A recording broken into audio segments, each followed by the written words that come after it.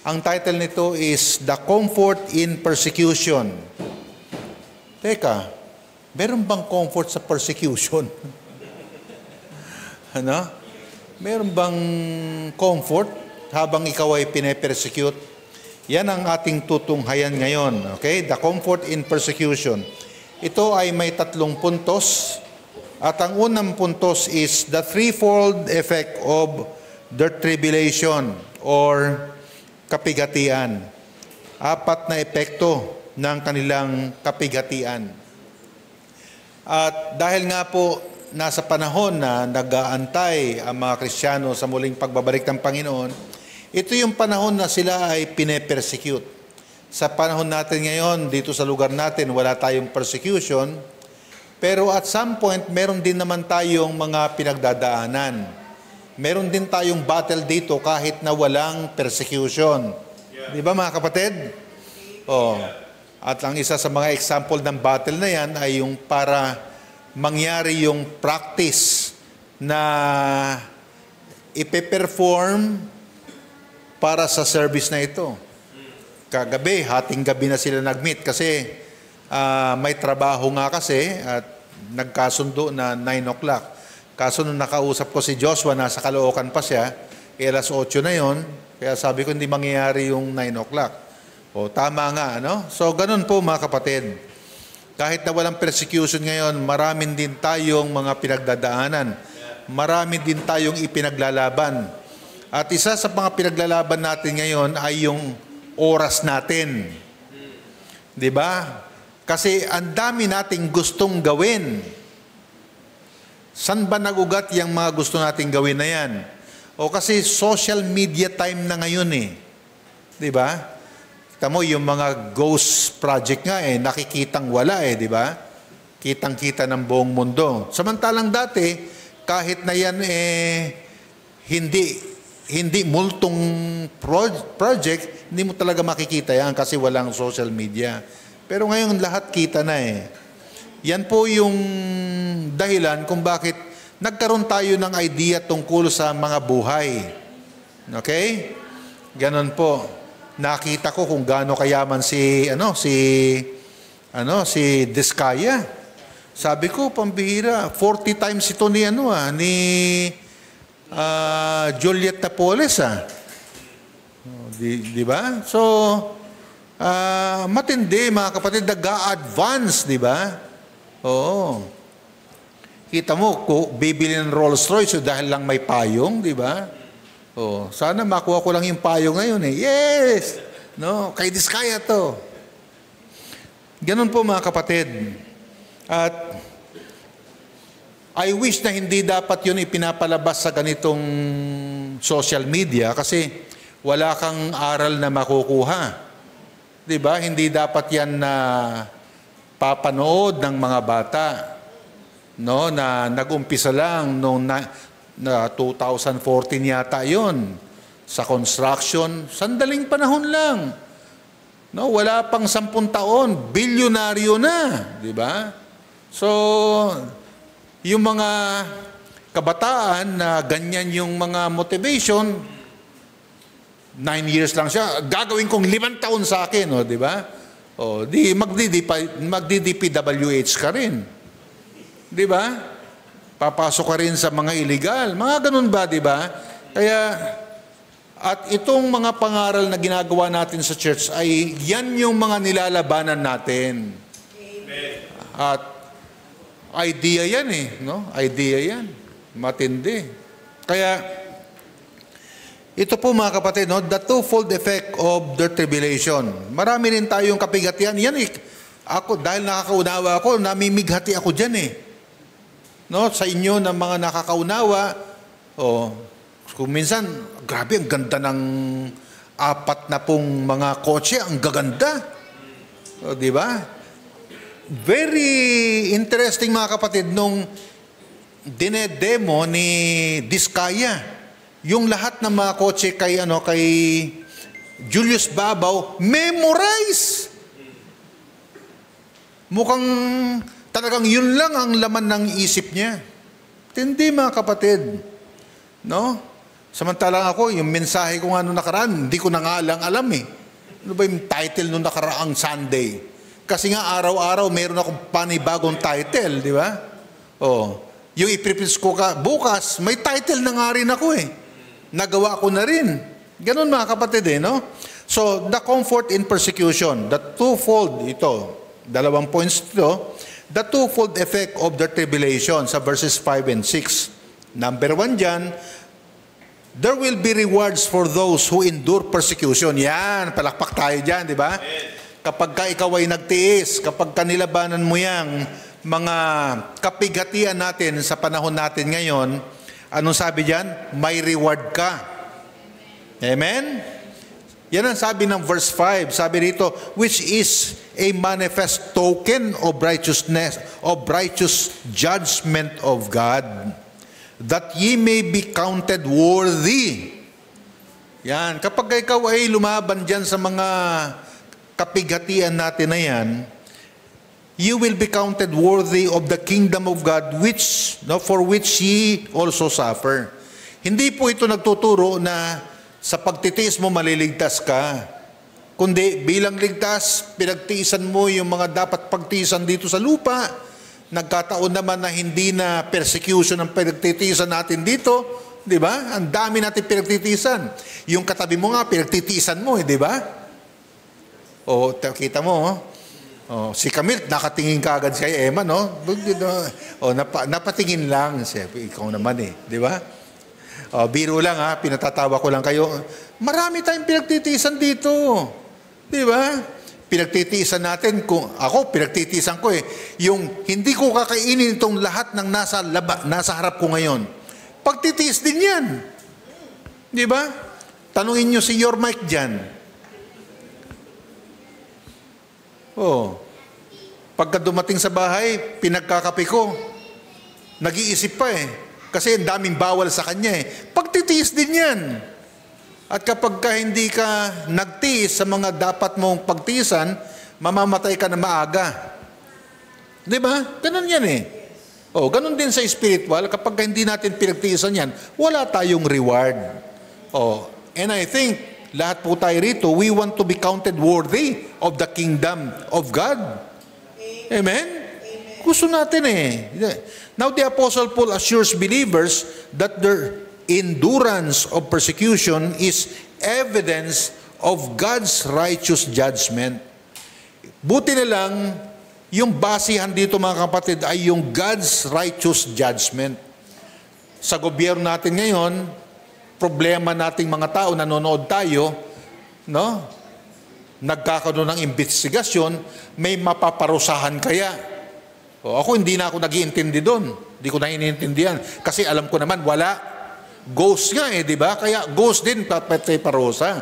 Pero mga kapatid, pagdating sa Panginoon, merong basihan, sinabi na ni Pablo, di ba?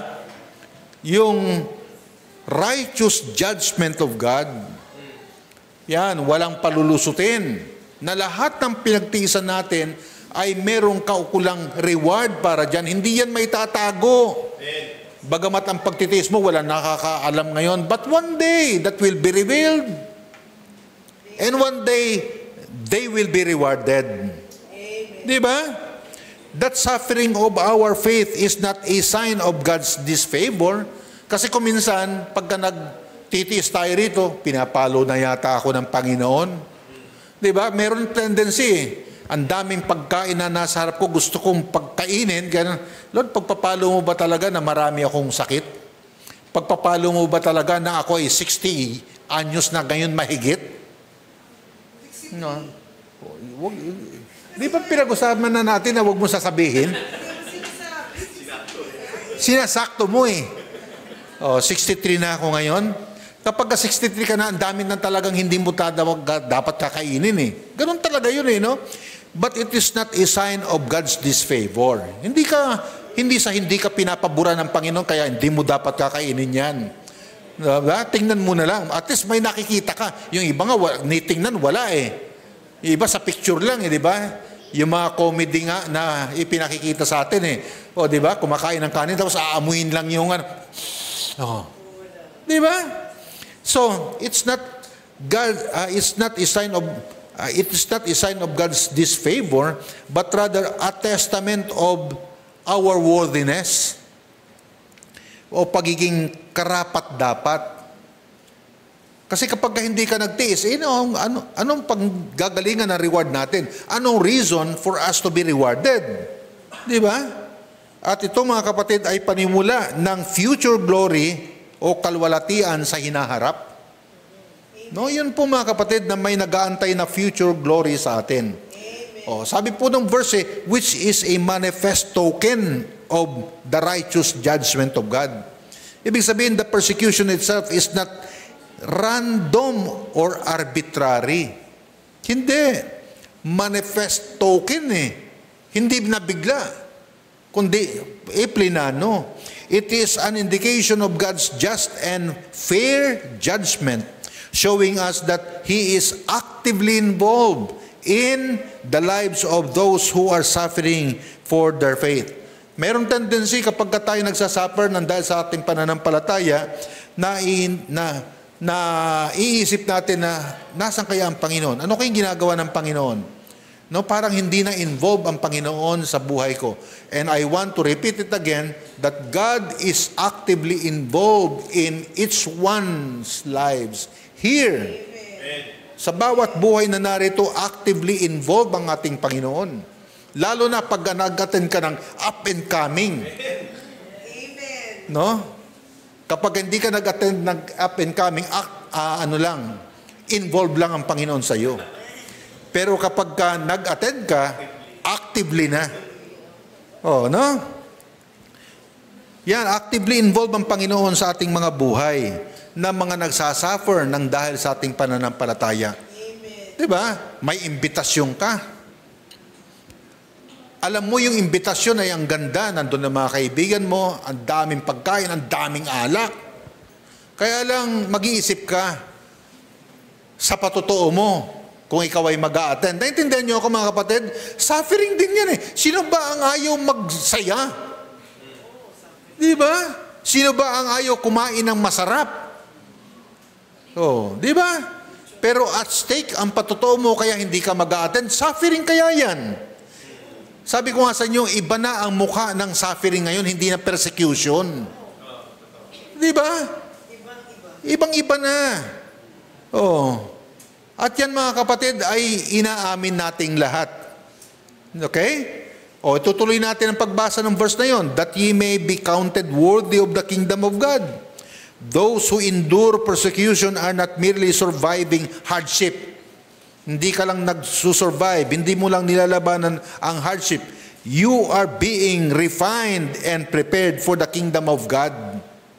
Kaya pagka nagpipigil ka, hindi ka nag-a-attend, kasi at stake yung patotoo mo o yung pagiging Kristiyano mo, hindi dahil sa mawawala ang kaligtasan mo, kung hindi sa pagka ito ay napagtiisan natin, napagtagumpayan natin, marirefine ka, madidisiplina ka. Di ba? Kapag kasi lahat ng imbitasyon na lang, kahit anong klaseng imbitasyon yan, kahit na napakapangit ng imbitasyon, kahit na ikasisira ng reputasyon mo yung imbitasyon, dahil merong ganito, nandun si ganon, pupunta ka, di ba? Ay, yung sa tanang buhay mo, wala kang, lahat pinagbigyan mo. Naintindihan mo ako? Naintindihan ba ninyo ako? Yung lahat pinagbigyan mo? Anong marirefine sa'yo? Walang disiplina. Di ba? At some point, meron talaga tayong dapat pagpigilan sa mga buhay natin. At some point, di ba? Hindi lahat po pwedeng yes tayo dyan. Hindi po pwede. Okay? That ye may be counted worthy of the kingdom of God. Okay? Their perseverance demonstrate our worthiness, not in a merit-based sense. Alam niyo mga kapatid, ang reward na tatanggapin natin ay hindi po base sa merit but in their demonstrated readiness to receive the blessings of God's kingdom. handa ba talaga tayong tumanggap ng mga reward sa kaharian ng langit?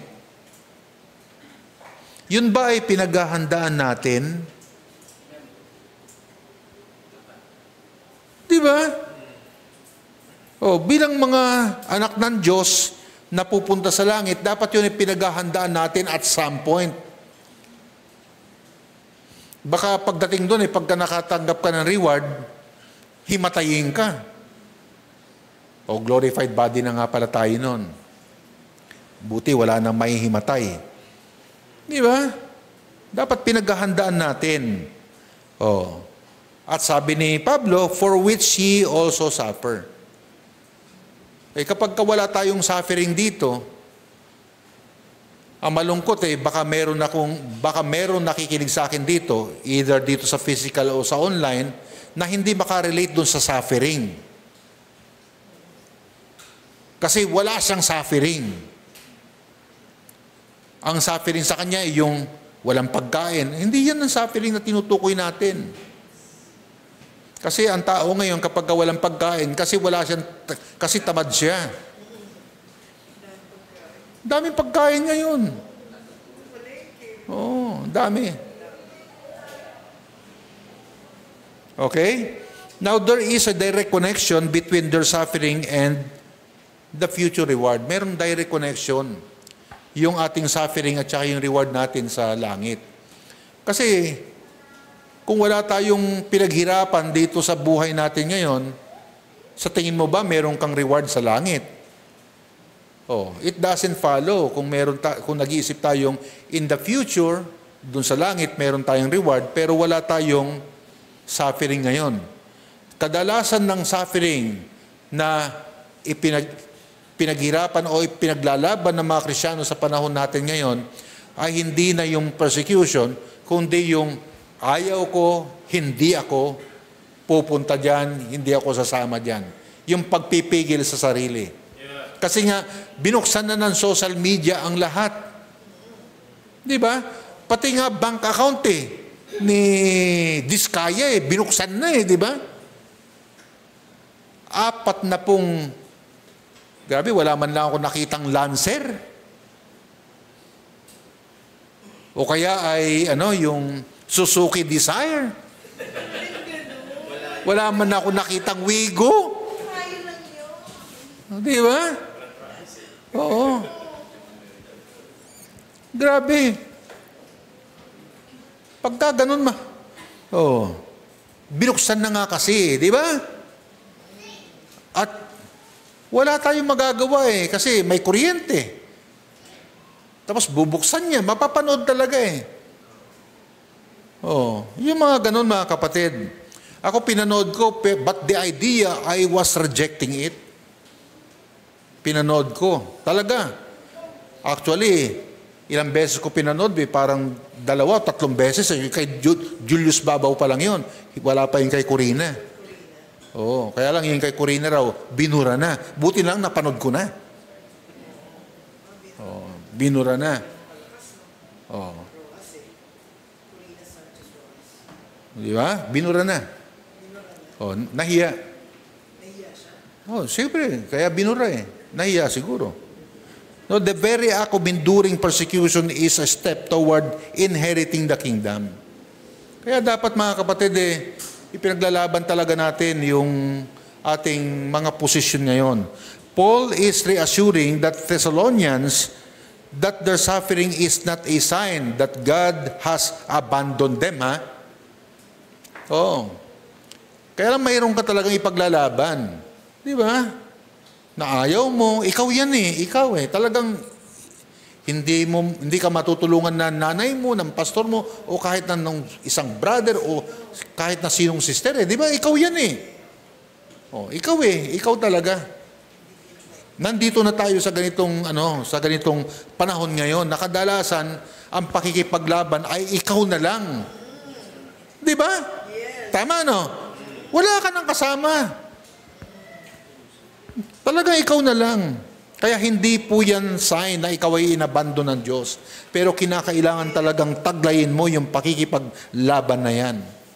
Okay? At least ako, kahit nanonood ako, for the sake of education, but within my heart, I was rejecting the idea na hindi dapat ito ini-interview. No?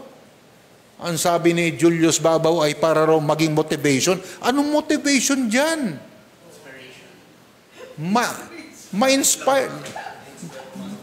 Ma-inspire maraming Pilipino na magnakaw, na sa maiksing panahon, maging mayaman. Di ba? Hindi po tayo against sa pagiging mayaman o pagtatagumpay. Pero yung sa maiksing panahon, di ba? Lalo na tinanong, paano kayo nagkaroon ng break? Nung nag-DPWH kami. O, kita mo. O. Yun mo mga kapatid. O. Yun mga kapatid, no? So instead, it is a divine process. Hindi ka inabando ng ating Panginoon, kundi ito ay proseso na dapat daanan bilang anak ng Diyos that will ultimately lead to your glorification. Part talaga yan. Malungkot mga kapatid eh. Oo.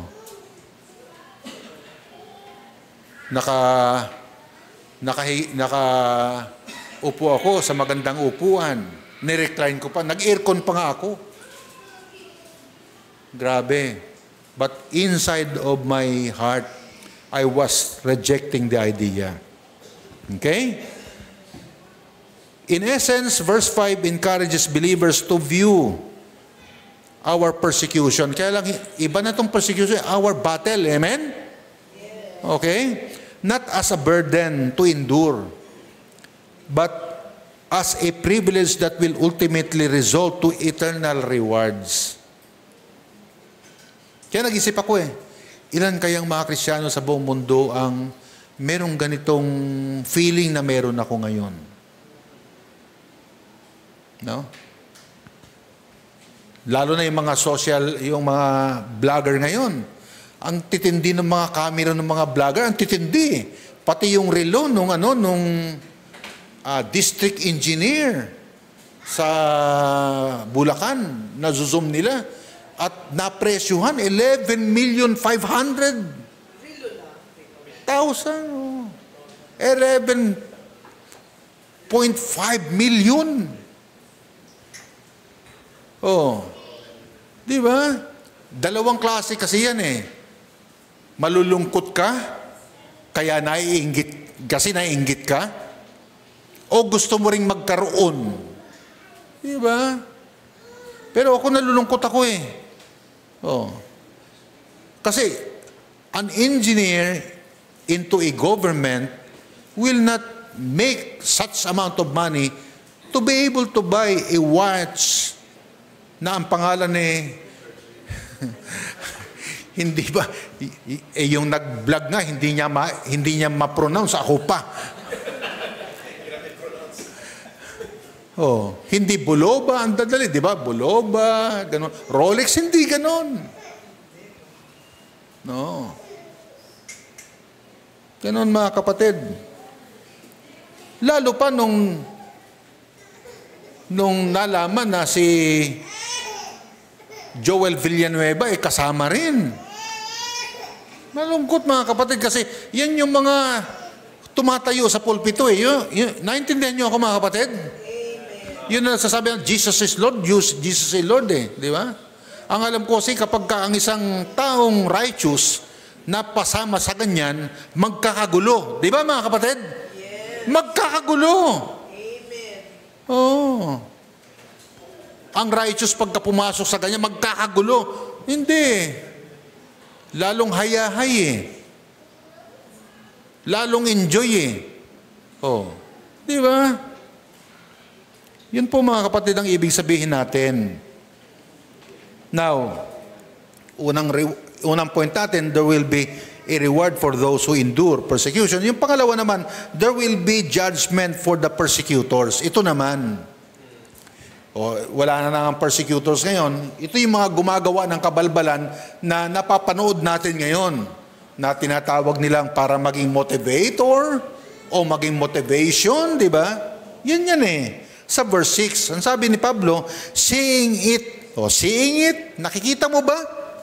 Seeing it is a righteous thing with God to recompense tribulation to them that trouble you. Yan yung nagbibigay sa atin ng trouble. Either psychological, physical, or emotional, whatever. There will be judgment for them. God will repay with tribulation those who trouble believers. Hindi lang naman pagka pinesecute ka, matotrouble ka eh. Alam mo ba, kapag ikaw ay gumawa ng kabalbalan at nalaman ng iba, matotrouble yan eh, di ba?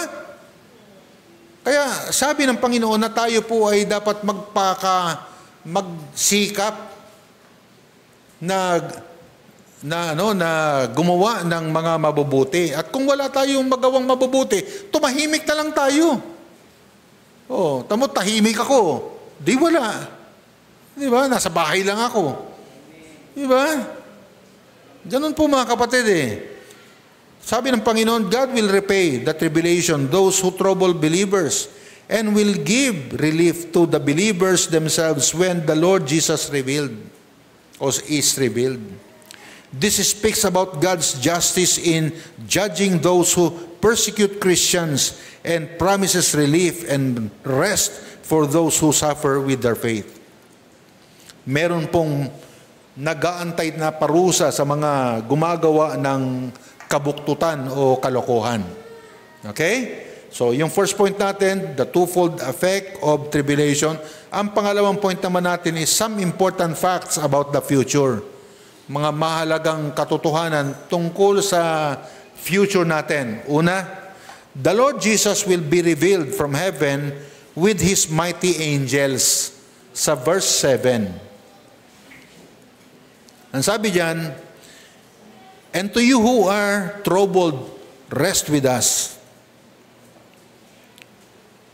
When the Lord Jesus shall be revealed from heaven with His mighty angels. Amen. Dito, Jesus will be revealed with flaming fire, accompanied by His angels, to bring vengeance to those who do not know God and do not obey the gospel. Yan, pagbalik ng Panginoon, haharapin niya unang-una yung mga unsaved. Kaya, katulad ng sinabi ni President Marcos, galit na ako. Ito, si Jesus galit. With flaming fire eh. Galit na ang Panginoon dito. Accompanied by His angels. Hindi po mga kapatid, hindi dahil hindi kayang komprontahin o harapin ng Panginoon ang napakaraming unsaved, kaya nagdala siya ng mga anghel. Hindi kailangan ng tulong ng Panginoon. Sinabi lang ng Panginoon na kasama niya ang kanyang mga anghel. Maybe to witness. Di ba? Para makita nila kung paano i-judge ng Panginoon itong mga unsaved na ito. Di ba? At nakakaawa mga kapatid na maraming mga politiko ang kasama dyan. Di ba? Maraming politiko talaga. Marami talagang, lalo na dito sa Pilipinas, mga nagnakaw ng kaban ng bayan. Daming kasama dyan. Actually, basically, to those that did not, to all that did not obey the gospel, ibig sabihin, unsaved sila. Hindi nila nire-recognize si Kristo bilang Panginoon at sariling tagapagligtas. Kaya napakahalaga sa bawat isang nananampalataya o nagpro-profess na si Kristo ay yung tagapagligtas, na hindi ka masasangkot sa anumang mga issue na hindi mo dapat kasangkutan. Yan mga kapatid ay pinagdiinin na natin. Ngayon, may mga nagsasabi na hindi ka naman banal Yes, ako ang nagsasabi na hindi ako banal. Ang sinasabi natin ay pagsikapan natin. Di ba? Ako talaga pinagsisikapan ko eh. Kaya hindi ako sumasabit eh. Kasi pinagsisikapan ko. Ibig sabihin ba, pwedeng hindi ako sumabit? Pwedeng sumabit ako. Marami kasing temptation eh. Di ba? Oh. Di ba? Gusto ba ninyong gastusin kung pera ninyo? Gusto ninyo? Oh. Ayaw nyo na eh. Oh. Kaya sa bahay na lang ako. Di ba? Yun ang ibig sabihin natin, mga kapatid. No, mga Kristiyano tayo, mga anak tayo ng Diyos eh. Dapat hindi tayo nasasangkot sa anumang mga usapin na hindi natin dapat kasangkutan. Oh, kasi ang ganiyang lifestyle ay lifestyle ng mga hahatulan eh, di ba? Ayon sa banal na kasulatan. Di ba? Oh, the Lord Jesus will be revealed from heaven with His mighty angels sa verse 7. And number 2, there is to be an unfailing tribulation sa verses 8 and 9. Unfailing tribulation. Sabi rito, in flaming fire, taking vengeance on them that know not God. Galit ang Panginoon. Ibang-iba do sa unang pagbabalik niya o pagdating niya. 'Di ba? Ang amo nung pagdating niya eh. Ang amo. Kawawa eh, 'di ba? Isinilang siya, baby, sa sabsaban. Tapos itinakbo pa nga sa Egypt kasi papatayin, 'di ba? Oh, pero iba na mga kapatid, hindi na 'yung ganoon ha. Hindi na ganoon. Oh, hindi na ganoon. In flaming fire, taking vengeance, on them that know not God. Oh, galit na ang Panginoon. Galit na. Oh, and that obey not the gospel of our Lord Jesus Christ. Nung nag-pronounce si President Marcos na nakakagalit eh. Tamo, talagang investigasyon doon, di ba? Lahat nagko-comment oh. Kasi presidente na, ito mga kapatid, si Jesus. Oh, presidente lang yun ha. Pero tamo, ito. Oh, pinag-uusapan yung sabing, mahiya naman kayo. Pinag-uusapan talaga. Pagkatapos na meron kagad senador na nagpa-interview, di ba? Oh, nagpa-interview na, walang senador na kasama dyan. Mga ganon. Hindi ako kasama dyan. Kanina ko lang nalaman na ang tawag pala doon ay Boy Dila. Ba't kaya Boy Dila, no? Oh, si Jesus ito, mga kapatid, hindi na to presidente. Galit ang Panginoon sa susunod na pagbabalik niya. At sa verse 9, who shall be punished with everlasting destruction? Hindi na to kulungan, kundi everlasting destruction from the presence of the Lord and from the glory of His power. Amen. Oh, no? Anong ibig sabihin yan? Oh, ito po mga ibig sabihin yan. Ibig sabihin yan, the day of grace will come to a close. Ngayon, nakakangiti pa tayo kasi day of grace eh, di ba?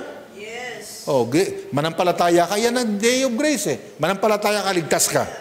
Oh, di ba? Oh, tanggapin mo si Kristo, ligtas ka. Amen? Amen. Oh. Oh, umiyak ka sa Panginoon pero walang pagsisisi, hindi ka ligtas nun. Oh, pero umiyak ka sa Panginoon kasi ikaw ay nagsisisi. Ligtas ka, sabi ng banal. Yan ang grace. Ito yung panahon natin ngayon. It is a testament that suggests a time is approaching when God offers of salvation and mercy will be permanently withdrawn. No? Yung day of grace will be withdrawn one day. Hihinto yan. Hindi sa lahat ng panahon ay ganito, mga kapatid. It implies a sense of urgency for people to seek God. Urgency yan. Kinakailangan magmadali na. Sapagkat ang Panginoon ay babalik at sa kanyang pagbabalik, dala niya ang wrath niya at ang fire. Galit na siya. At hahatulan niya ang mga hindi ligtas. Kaya ngayon, hanapin ninyo na ang Panginoon, magsisi na kayo, accept spiritual guidance before the door of grace is shut. Ang pintuan ng biyaya, mga kapatid, isang araw, magsasara yan. Oh, yan ang ibig sabihin po, mga kapatid, ng verses 8 and 9. Kaya galit na ang Panginoon. Oh, hindi na basta maliligtas ang mga gustong maligtas sa pagbabalik ng ating Panginoon. Kaya nga merong tribulation period, doon talaga magtitiis sila. At kapag ka natatakang ka nung tinatawag na 666, kahit magsisi ka pa, kahit tatanggapin mo sa si Kristo, hindi na possible ang kaligtasan sa iyo. Isipin mo yan. Nanampalataya, kaso natatakang ka na. Sinong hindi magpapatatak sa panahon na yun? Kasi pagka hindi ka nagpatatak, hindi ka makakasakay ng tren, hindi ka makakasakay ng jeep o bus, hindi ka makakabili sa department store, sa grocery. Kasi yun na ang magiging currency sa panahon na yun. At sanay na tayo dyan. Di ba? Maaaring sa Pilipinas, hindi pa ganyan. Pero sa Australia, mga kapatid, cashless na. Halos isang taon doon na hindi ako nakahawak ng ilang taon na hindi ako nakahawak ng pera. Kasi puro plastic na. Isang araw mawawala yung plastic na yan. Nasa anumang bahagi ng katawan mo yan, nandun na yan. Di ba? Naintindihan niyo ako, mga kapatid? Amen. Ready na tayo dyan. Sanay na tayo. Kahit na dito sa Pilipinas nga cashless na rin ako. Lahat ng binibili ko through credit card na. Kaya hindi ako bumibili doon sa walang credit card. Bakit? Kasi pagka nag-credit card ako, halos 2 buwan bago ko babayaran. Tamo? Langmago, di ba? Langmago ba tawag doon? The day of grace will come to a close. Pangalawa, the gospel will no longer be heard. Wow! Ang ebanghelyo hindi na mapapakinggan. Samantalang ngayon, 2:5, nasa news, nasa aklat, nasa tracts. Di ba? Ipinagduduldulan na sa iyo ang tracts ngayon, nasa telebisyon, nasa radyo, nasa website, nasa Google, grabe, nasa YouTube. Pero isang araw, hindi mo na maririnig yan. The New Testament emphasizes the necessity of hearing the gospel for salvation. Kailangan po nating malaman na hindi ka maliligtas kapag hindi mo narinig ang ebanghelyo ng kaligtasan. Yes. Napakalaga niyan. According to Romans chapter 10 verse 17, faith cometh by hearing the message, and the message is heard through the word of Christ. Faith cometh by hearing, and hearing by the word. Kailangan yan. Jesus commanded His followers to make disciples of all nations. Kaya ang mga churches, ang mga Kristiyano, hindi tumitigil. Kahit tayo, hindi tayo tumitigil na ipinapangaral, ibinibigay natin yan. Kailan lang nung mga nakaraan, binigyan namin yung lahat ng mga audience namin ng trucks. Di ba? Which implies a continuing mission to spread the gospel to all people. Hindi man lahat ng mga Kristiyano, pero naniniwala ako na napakaraming mga Kristiyano worldwide ang nagsisikap na gawin ito. Amen? Tamo, ako nga halos araw-araw nasa online ako. Every Friday, pure gospel ang pinipreach ko. Kasi exposition ng Romans yun. Yes. Di ba? Anong ang title ng tinuro ko kahapon? Kagabi. Ano? Friday. Wala naman nanood eh. Righteousness. Righteousness of the law. To attain righteousness through the law is impossible for humans. Imposible tayong maging matuwid sa harap ng Diyos sa pagsunod sa kautusan. Imposible. Amen. Okay? Pure gospel yun. Di ba? Yan. Kaya, tayo po may bilin ng Panginoon sa atin, make disciples of all nations. Sa 2 Timothy chapter 4 verses 3 and 4 describes a time of spiritual decline. Ito na po, mga kapatid, ang panahon ng spiritual decline where people reject sound teachings. Ngayon, hindi ka na pwedeng basta mag-preach ngayon ng medyo kaya talagang medyo pinag-aaralan ko na rin yan ngayon. Kasi maraming gustong madaling ma-offend. Pero hindi talaga po pwede. Kasi ang salita ng Panginoon ay masakit. Masakit na nga, mga kapatid, ang salita ng Panginoon, hindi na talaga kinakailangan pasakitin pa sa tingin ko. Di ba? So, spiritual decline where people will reject sound teachings and listen to teachings who cater to their own desires. Kaya ang dami ngayon na ang pangangaral ay nagkikater doon sa gustong marinig ng mga nakikinig. Tama, no? Oo. Kaya kita mo, nakikita ko na ikaw ay yayaman. Nakikita ko na ang mga pagpapala ng Diyos ay susunod sa iyo. Mga ganon. Giniginaw naman yung nakikinig. Di ba? This is a warning about people's attitudes towards the gospel. Warning yan. Okay? Now, what this statement is not. Ano yung statement na tutukoy dito? Yung the gospel will no longer be heard. Ano ang ibig sabihin nun? Na ito ay hindi. It is not a prophecy that the gospel will literally disappear from the earth or stop being preached. Ibig sabihin, nandito pa rin ang gospel. I-preach pa rin. At ito din yung panahon ngayon, mga kapatid. Bakit? Because it is not a declaration of God's will, hindi kalooban ng Panginoon na hindi marinig ang ebanghelyo niya, but rather a description of a potential spiritual condition within people. Yan na yung panahon ngayon, di ba, mga kapatid? Amen. Ito yung spiritual condition ngayon, na kapag ka ikaw ay, tamo, pati mga Baptist nagtatanggal na ng Baptist. Bakit? Kasi ang mga Baptist, well-known sila. Well-known sila na kapag sila ay nag-preach talagang sound doctrine. At dahil dyan, maraming ayaw pumasok, ayaw sumubok. Yan. Description ito, mga kapatid, ng potential spiritual condition ng tao. Yan ay kondisyon na natin ngayon. Tama, mga kapatid? Okay? So the day of grace will come to close and the gospel will no longer be heard. At ang pangatlo, the punishment will be, ito po, ilang points din to.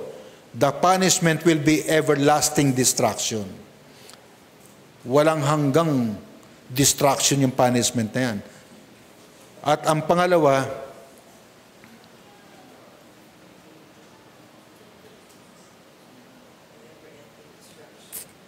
from the presence of the Lord. Okay?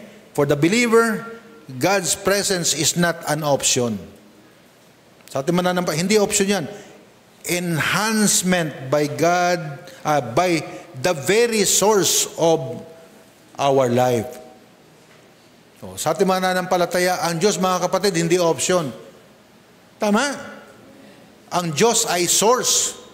Pinanggagalingan ng buhay natin. Amen. Na without God, there's no life. Yes. Magkapareho ba tayo ng channel dito? That's true. Amen? Yan po. Okay? And number 3, from the glory of His power. It describes the eternal destruction that will befall the ungodly, separating them from the Lord and His powerful glory when Christ returns. Gabi, mga kapatid, the phrase emphasizes the overwhelming might and splendor, yung glory ng ating Panginoon that will be revealed on that day, contrasting with the reverse punishment of those who have rejected Him. At sa verse 7, the Lord Jesus will be revealed from heaven with His mighty angels, sa verse 7 yan. Okay? The Lord Jesus will be revealed from heaven. So verse 7. And to you who are troubled, rest with us when the Lord Jesus shall be revealed from heaven with His mighty angels. At yung number 2 naman ngayon, there is to be an unfailing tribulation. Tapos na tayo dyan di ba? Tapos na tayo. And number 3, there is to be a Christ-honoring reward sa verse 10. Christ-honoring reward. Ito pong sabi, when He shall come, to be glorified in His saints, and to be admired in all them that believe, because our testimony among you was believed in that day. Sa Tagalog, mangyayari ito sa araw ng kanyang pagparito upang tumanggap ng papuri mula sa kanyang mga hinirang at ng parangal ng lahat ng sumasampalataya sa kanya, kabilang kayo roon sapagkat sinampalatayanan ninyo ang patutuong ipinahayag namin sa inyo. Yun po mga kapatid ay testimony ng gospel. Yung testimony na yan, tinetestify nila Pablo, na unang tinestify ni Kristo. At dahil tinestify niya noon, ano nangyari sa kanya? Ipinako siya sa krus. Sapagkat walang naniwala, o konti lang ang naniwala. Okay? So, unang puntos natin dyan is to be glorified in His saints. Yan. There is to be a Christ-honoring reward. Ano yan? To be glorified in His saints. It means that at Christ's return, God will be praised and admired through believers. Oh, ang gusto talaga ng Panginoon mga kapatid, ma-praise siya at saka ma-admire siya. Wala tayong magagawa doon. Ganon ang Diyos na gusto niya. No, ganon ang Diyos na meron tayo eh. Gusto niya na siya ay mape-praise at ma-admire. In-express na sa Bible mga kapatid na kaya tayo hinirang o kaya tayo create para merong magpre-praise at mag-admire sa Kanya. No? Ibig sabihin, yung gusto natin, kasi create tayo sa image ng Panginoon eh. Tamo, kapag lumalakad ka tapos narinig mo na, ang ganda mo na. Oh, di ba pumapalakpat ng tenga mo? Oh. Yun yung mga katangian ng Diyos eh, na meron tayo. Oh. Pero hapyaw lang yun, konti lang. Kasi nasira na yun eh dahil sa kasalanan. Tama mga kapatid? Pero ang Diyos mga kapatid, ang gusto niya ay mape-praise siya, mapupuri siya, at masasabi natin, Lord, ang ganda mo talaga. Amen. Ganon. Hindi ko alam kung paano yun mga kapatid. Oh, wala pa, hindi pa ako glorified eh. Sinasabi pa lang dito sa banal na kasulatan. Naintindihan niyo ako mga kapatid? Oh, no? Yan. To be glorified in His saints. Yun ang gusto ng ating Panginoon. Pangalawa, to be admired in them that believe. Siyempre, mga mananampalataya lang ang pwedeng mag-admire sa Kanya. Kasi tayo lang ang nakakaintindi nun. Di ba? It describes Jesus Christ being glorified and admired by His followers at His second coming because their belief in His teachings was so strong. Yan. The praise tells us that the believer's faith and the resulting transformed character will bring Christ to honor. Yan. Hindi lang pa kapatid sa pagbabalik ng Panginoon, hindi lang siya mapipraise dahil sasabihin natin. Tama nyo, ang magbibigay talaga sa Kanya ng praise ay yung transformed character natin. Yung pagbabago. Kaya kapag hindi ka nagbago rito, tapos papasok ka sa langit, wala kang gagamitin para i-praise siya. Naintindihan niyo ako mga kapatid? Yes. Ito yung ating mga, mga tools eh. Yung, gamit pandigma. Ika nga, di ba? Gamit para sa pagpe-praise sa Panginoon, yung buhay natin dito sa lupa. Oh, hindi naman sinasabi na tayo'y maging banal eh. Kundi dapat pagdating natin sa langit, meron tayong pwedeng gamitin upang ma-praise ang ating Panginoon at yung karakter natin, no? Oh, di ba? Paano siya ma-praise? Ay, pambira, oh. Itong si brother na ganyan. Halos lahat ng mga members ng church niya, inutangan yan. Tapos, dalawa lang ang binayaran niya. Mga ganun ba? Di ba? Bira. Oh. Now, the fourfold prayer of Paul sa verses 11 and 12. Dito na tayo magtatapos. Palakpak naman kayo, matatapos na tayo. Wala na tayong gagawin mamaya pagkatapos ito, mga kapatid.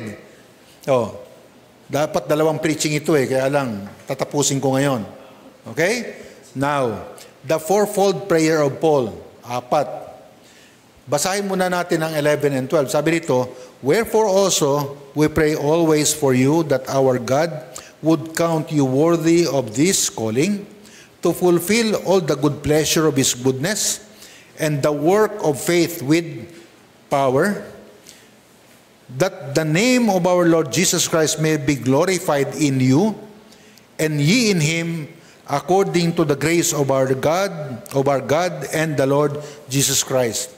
So Paul's prayer for God to make the Thessalonians, number one, that they might be worthy of this calling. Maging worthy tayo. So, ibig sabihin, ang pagiging ligtas natin, ito ay, hindi ka lang naligtas dahil, nagandahan ako sa preaching. Hindi ka lang naligtas kasi, o kaya, ligtas ka ngayon, nakaupo ka dyan kasi, malamig itong church na to, hindi po ganon. Yung pagkaligtas natin ay tinawag na calling yan ng Panginoon. Tinawag ka para maging ganyan sa kung nasaan ka ngayon. Naintindihan nyo mga kapatid? Okay? Na maging worthy tayo sa panawagan na yan. Paul prays that God would enable believers to live up. Kaya ipamuhay natin live up the divine calling of salvation and sanctification they have received. Sa panawagan na yan, tumanggap po tayo ng divine salvation. Calling to salvation yan. The calling refers to the invitation to salvation in holiness. No? Tayo po ay tinawag para sa kaligtasan at sa kabanalan. At sabi ni Pablo, maging worthy ka. Amen? Yan. Paglabas natin, we try to be worthy. Maging karapat-dapat tayo. Amen? Oh, yung mga tutuloy na yan sa sa camp natin mamaya, talagang mga holy ang mga yan, di ba? Kaya mag-attend kayo ng up and coming para maging kaya ako mag-attend ng up and coming kasi I am trying to be worthy. Pangalawa, that God would fulfill all His goodness and pleasure in them. Para ma-fulfill ng Panginoon yung kanyang good pleasure sa buhay ng mga mananampalataya. Ibig sabihin, this prayer asks that God would empower believers to fulfill their good desires and deeds of faith, living lives of holiness, living lives of love, living lives of righteousness that reflect their identity in Christ. Meron tayong identity. Tama ba mga kapatid? I-reflect naman natin. And bring glory to God. And number 3, nakangiti na kayo kasi number 3 na to. Okay? That God would fulfill the work of faith with power in them. Yes. Hindi mo kaya yan ng nag-iisa ka lang.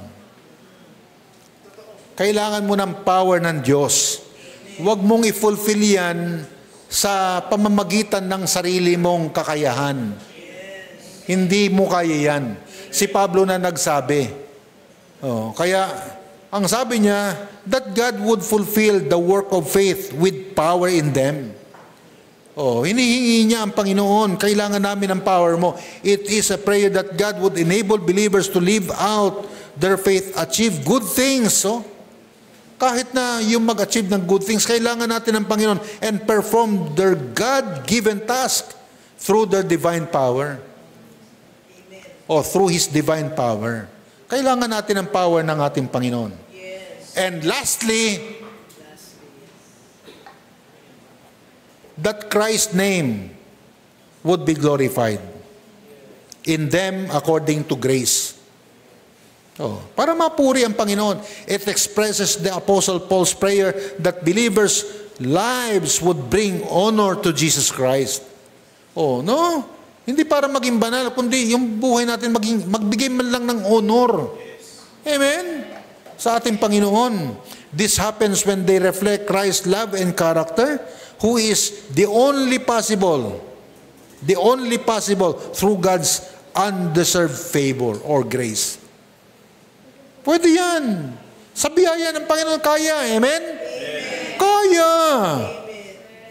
Kaya. Kaya umatad ka na ng up and coming.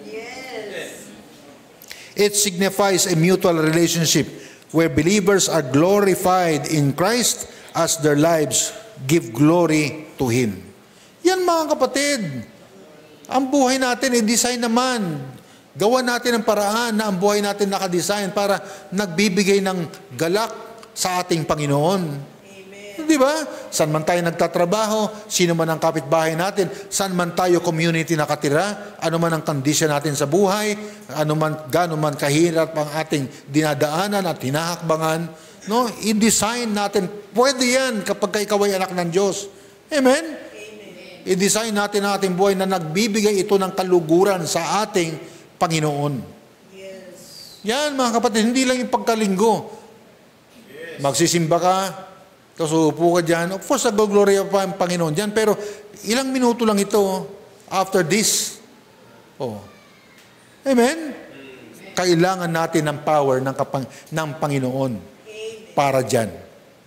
Oh. Kapag hiningi natin ang kapangyarihan ng Panginoon para ang buhay natin ay may bigay ng kaluguran sa ating Panginoon, yon, wala nang magiging problema. Malulugo ng Panginoon sa atin. Oh. Di ba? Okay ang testimony natin. Magiging masipag tayo sa mga spiritual na mga bagay. Pagka pinag-usapan ng spiritual na mga bagay, una yan. Uunahin natin. At kung hindi man, gagawa natin ng paraan. May online naman tayo. Oh, di ba? Oh, kaya lang kadalasan kapag ka merong excuse, laging online. Oh. Hindi naman natin matanggal yan kasi kailangan din yan. Oh, no? Gamitin natin ang online natin sa makatwirang pamamaraan. Okay? Tumayo po tayo at kami magkakampa. Mag-swimming pa kami sa camp. Ama namin, maraming salamat po sa umaga na pinagkaloob mo sa amin. Maraming salamat sa pagkakataon na kami po ay nakapagsama-sama. Ito po, Panginoon, ay parang honeymoon ng mga Kristiyano. Maraming salamat po na nagampanan po namin. Maraming salamat na meron kaming lugar na kung saan we just enjoy each other, enjoy your presence, and giving you the praises and the glory that we can all possible to give. Maraming salamat, Panginoon. At ang bawat isa ay aking hinihiling that you can, kung ikaw ay pwedeng humakbang sa kung saan ka nakatayo because you have something to tell unto the Lord, please do it.